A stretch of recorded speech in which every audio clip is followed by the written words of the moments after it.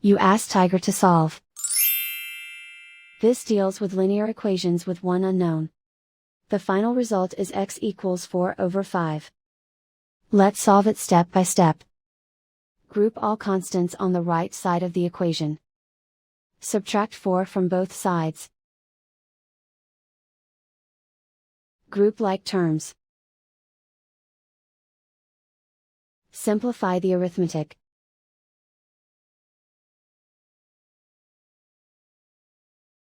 Isolate the L. Divide both sides by -5. Cancel out the negatives.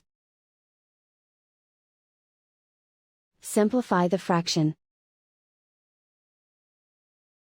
Cancel out the negatives.